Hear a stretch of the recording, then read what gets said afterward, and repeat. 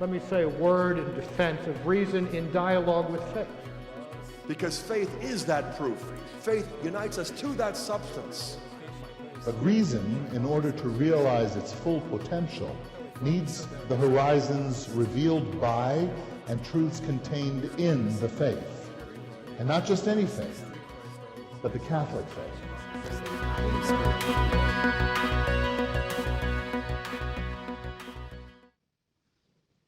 First, with regard to politicization, what does Christ say? Not much. Doesn't have to say much. Give to Caesar what belongs to Caesar's. Give to God what belongs to God's. The Catholic English philosopher Elizabeth Anscombe's teenage daughter was protesting abortion in London, and she was hauled into court because she was inside the bubble. And the judge lectured her. She refused to have a lawyer defend her. She defended herself. And the judge said, your own scripture tells you to render to Caesar what belongs to Caesar's. And she replied, the bodies of our unborn children do not belong to Caesar.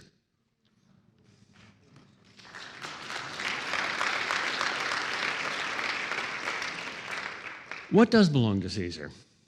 Dirty coins with his ugly face. Give them to him. And give to God what belongs to God. What's that? Your beautiful soul with his beautiful image stamped on it. Since you're fighting Christ's war, use Christ's weapons. What are they? Not politics. He could have marched on Rome and taken over the world. He didn't do it. Not power. He could have called down 12 legions of angels. He didn't do it. Not pragmatism. He could have made compromises. In the wilderness with the devil, hey, the two of us would make a great team. Nope. Not persuasion by diplomacy. Christ could have won the world easily with all those weapons. Nope. Instead, he let himself be crucified by Caesar. It sounds crazy, but it won something better than the world. It won the next world. And he is asking us to join his kingdom, not Caesar's. Jesus Christ is not running for president. Don't politicize the faith. Don't reverse means and end, natural and supernatural, temporal and eternal. Absolutely nothing wrong with political involvement and social activism and social justice and social peace. All very good things, but they're not God. Only God is God. There is no God but God. La ilaha illa Allah. Let's be at least as wise as the Muslims.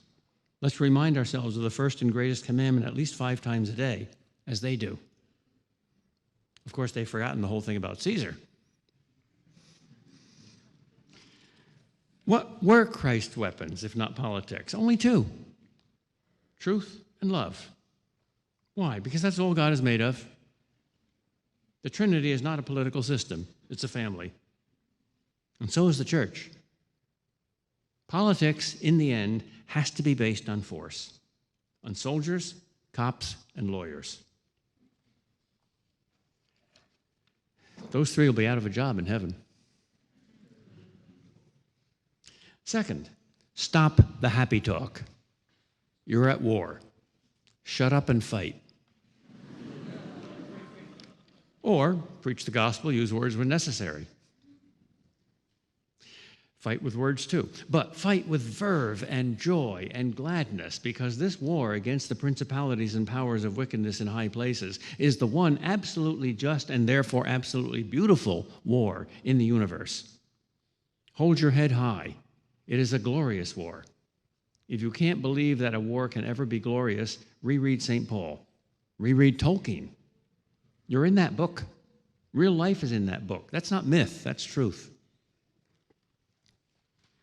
Third, don't be an organization man or an organization woman. If you are a Catholic, you are part of an organism, not part of an organization. When Jesus comes to your house, be Mary instead of Martha. Stop cleaning the house and clean your mind instead by setting it in front of him. What will happen then? Something very dangerous. The same thing that happened to all the saints. You will not be left alone. You will be shaken, shook, and shattered, and then put together again. probably very quietly. And don't be a Martha when you pray either. Be a contemplative, no matter how hard it is. Practice the presence of God. That's the essence of prayer, because that's the essence of reality and sanity. Don't be phony, be real, be sane, live in the real world. The real world is the world where God is the origin, center, meaning, and end of all things, and is totally present. Prayer is the best way to get sane, to condition yourself out of phoniness and into realism. Fourth, forget fashion and neo-worship. Attach yourself not to the clock, but to Christ, who is the same yesterday, today, and forever. Be a Christ absolutist. There is only one absolute in all of human history, one literally eternal reality in all of time, one supernatural reality in all of this natural world. It's the one we still adore in the Eucharist, or at least I hope you do. If you don't, get started immediately. Sacrifice 10 of your 15 minutes with the newspaper each day for adoration. Read not the times, read the eternities. If you give him those loaves and fishes, he will miraculously multiply them. He will do things to you. Fifth, we must conquer the sexual revolution and sexual egalitarianism. I emphasize the sexual aspect of egalitarianism and the egalitarian aspect of the sexual revolution because that's how I get an E into the spelling of phonies. But how do we do that? Well, I suggest an approach which may seem roundabout at first, but I think is really foundational because it unearths the foundations, the causes. The origin of the moral relativism that justifies the sexual revolution is not intellectual. It's moral. We are not confused about moral absolutes. We are afraid of moral absolutes. Our moral relativism is almost wholly sexual. Nobody defends nuclear war or insider trading or oil spills or even smoking. But if it has anything to do with sex, it's justified, sanctified, and glorified, even if it's murder. Here are two examples of murder justified in the name of sex. One is divorce. Divorce is a form of suicide, and suicide is a form of murder. Divorce is a form of suicide because it's the suicide of the one flesh that was created by marriage. The basic unit of any society is the family. Suppose there was a society in which half of its citizens committed suicide. What a desperately sick society. Well, that's us. The only institution in the world that still says no to divorce is the Catholic Church. Imagine there was some other practice, not connected to sex, as divorce is, that had these three very clearly and strongly scientifically documented effects. First, it violated the most serious oath, the most important promise you ever made in your life to the person that you said is the most important person in your life, so that it made you into a liar and a cheater and a betrayer. Why should we believe any of your other promises then? Second, it harmed the innocent children you brought into the world more deeply than anything else except direct physical or sexual abuse. It scarred them for life, and it made it much more difficult for them to be happy and stable persons, in or out of their marriages. Third, it destroyed the single most essential building block of your society and every society in history, namely the family, so that it destroyed not only the new one-flesh person you and your spouse brought into the world, and the happiness of the children that you brought into the world and for whom you are responsible, but also your whole society. Would any society tolerate such a thing? Of course not, unless it was a plank in the sexual revolution. Take abortion as the second example. Is there any other example of murdering the innocent that is tolerated in our society? None. Why is this tolerated? Because it's part of the sexual revolution. Abortion is about sex. That's the elephant in the living room. Why does any woman want an abortion? Because her birth control failed. Abortion is last-ditch backup birth control. What is birth control? Birth control is the demand to have sex without having babies. If storks brought babies, Planned Parenthood would go out of business.